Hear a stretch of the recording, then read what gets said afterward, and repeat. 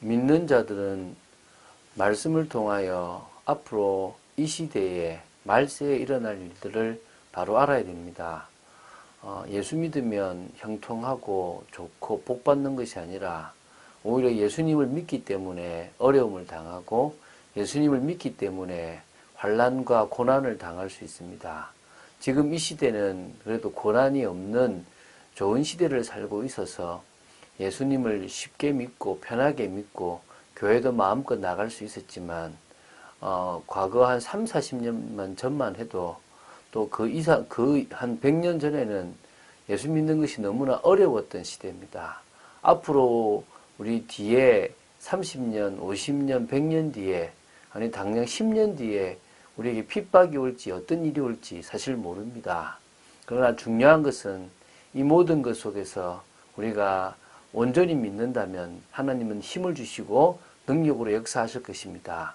오늘도 올바른 신앙, 하나님을 기쁘시게 하는 신앙으로 정말 속지 않은 인생 되시기를 주 예수 그리스도 이름으로 축원드립니다.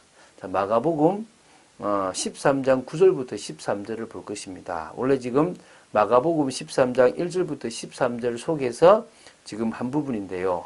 이 1절부터 13절은 성전이 무너질 것을 예언하신 예수님한테 제자들이 감람산에서 앞으로 말세에 있을 일들, 징조들이 어떤 건지를 질문했고 그때 예수님께서는 그 부분을 상세하게 설명해 주셨습니다. 이 종말의 여러 징조들이 바로 재난의 끝이 아니라 재난의 시작이라는 부분까지 우리가 이제 지난번에 보게 됐고요. 이제는 이 종말과 더불어 이 복음이 만국에게 전파되어야 된다는 부분들을 이제 오늘 보게 될 것입니다. 근데 이제 그 전에 진짜 우리가 이 복음에 대한 사실적인 부분들을 우리가 사실적으로 모른다면 이 환난과 핍박 속에 두려워할 수밖에 없겠죠. 오늘 이제 9절부터 13절을 통하여 귀한 답들을 많이 내는 여러분 되시기 바랍니다. 자, 먼저 이렇게 여기 9절 말씀을 먼저 보도록 하겠습니다. 너희는 스스로 조심하라. 사람들이 너희를 공회에 넘겨주겠고 너희를 회당에서 매질하겠으며 나로 말미암아 너희가 권력자들과 임금들 앞에 서리니 이는 그들에게 증거가 되려 함이라. 자, 믿는 자들에게 핍박이 있을 것을 말씀하십니다. 그 시대, 예수님 당시 시대에 예수님이 승천하시고 난 이후에 핍박이 있었고요. 또 시대마다 나라마다 지금도 핍박이 있는 나라들이 있는데요. 앞으로 우리나라에도 그런 핍박들이 있을 수 있다고 봅니다. 그러므로 스스로 뭐하고요? 조심하라고 말씀하십니다. 사람들이 믿는 자들을 공회에 넘겨주고 회당에서 매질하고요. 또 권력자들과 임금들 앞에 서게 될 것인데 그게 바로 제대로 그 믿는 증거가 된다는 겁니다. 자, 그래서 오히려 핍박이 없는 게 제대로 믿는 게 아니라 핍박이 있는 것이 제대로 믿는 시대가 온다는 것을 말하는 거죠. 우리나라에 그런 시대가 있었고요. 그것 때문에 복음이 지금까지 사실적으로 우리에게 믿음 가운데서 왔다고 믿습니다. 자, 오늘 회당에서 매질한다는 부분에 대해서 한번 좀 보도록 하겠는데요. 회당의 공식 업무 가운데 하나가 율법을 어긴 자를 매질하는 것입니다.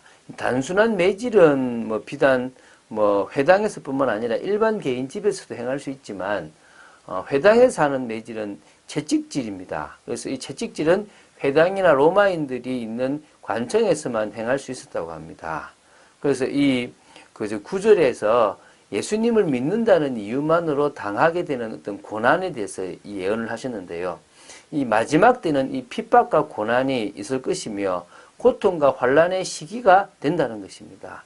그래서 그러나 이 기독교의 이러한 핍박은 완전한 하나님의 나라가 이루어진 후에 올 평안과 어떤 기쁨을 전제로 하고 있기 때문에 우리는 그 소망 속에서 인내할 수 있으면 되는 겁니다.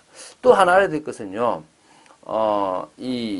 그렇게 핍박을 받는 것이 내가 온전히 주님 앞에 서 있고 하나님을 제대로 믿었다는 증거가 된다는 부분들을 기억해야 될 것입니다. 10절입니다. 또 복음이 먼저 만국에 전파되어야 할 것이니라.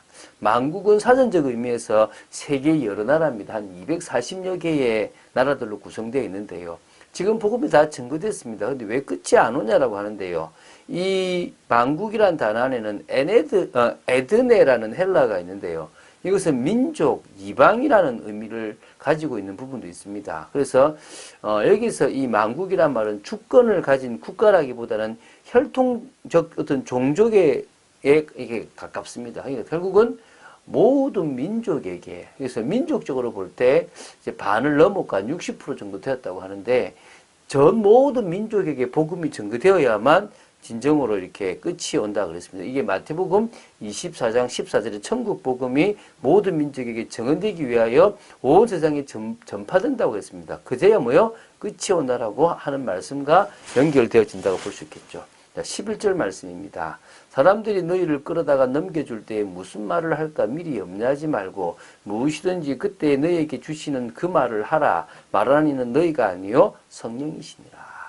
자, 마태는 이 마태복음에서요, 제자들을 파송하는 마태복음 10장에서 이 부분을 많이 강조했는데요. 특히 20절에 요 부분과 같은 부분이 이제 나옵니다. 그러니까 핍박자들 앞에 끌려갈 때 이런 말을 해야 되나 저런 말을 해야 되나 걱정할 필요 없다는 겁니다. 우리 속에 계신 성령님께서 함께 하시면서 해야 될 말, 그 앞에서 담대한 말씀들을 허락하신다는 것입니다.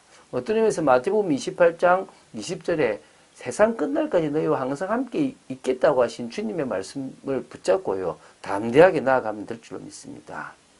형제가 형제를, 아비가 자식을 죽는 죄 내주며 자식들이 부모를 대적하여 죽게 하리라.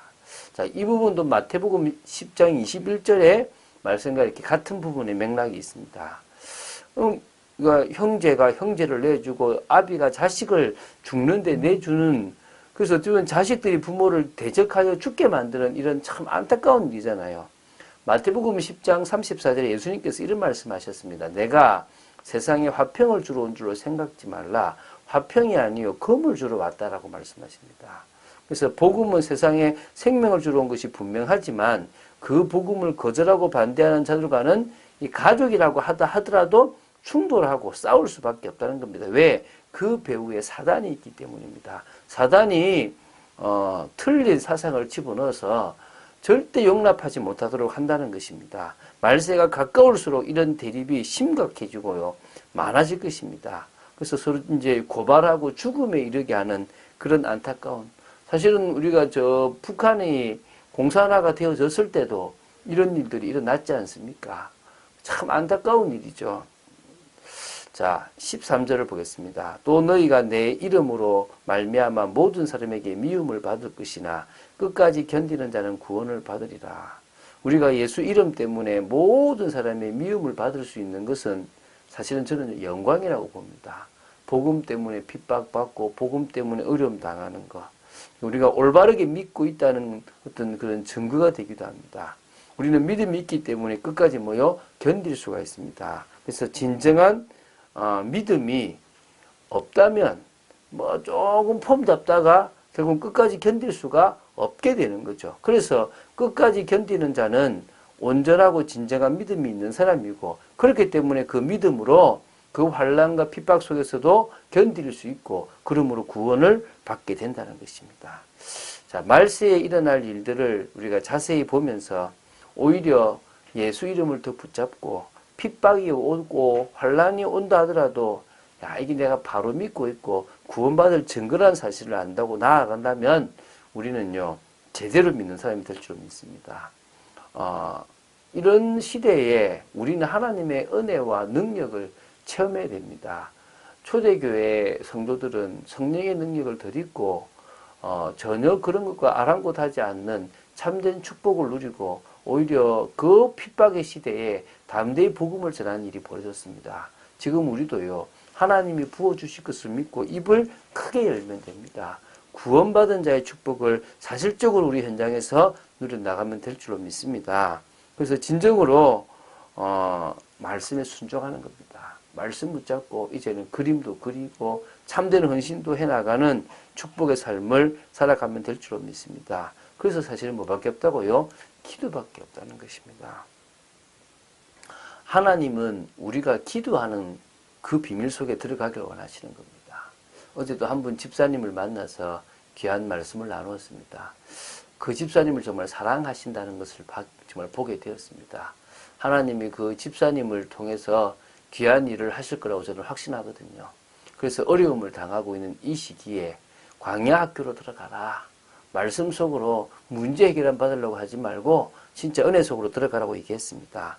오늘 우리가 그런 축복을 보게 된다면 중심을 보시는 하나님의 큰 역사 속에 있게 될 줄로 믿습니다. 오직 그리스도를 찾고 오직 유일성 속에서 하나님 나라를 이루고 진정으로 성령 충만과 재창조의 그 비밀로 도전하는 축복의 귀한 분들 되시기를 주 예수 그리스도의 이름으로 축원드립니다.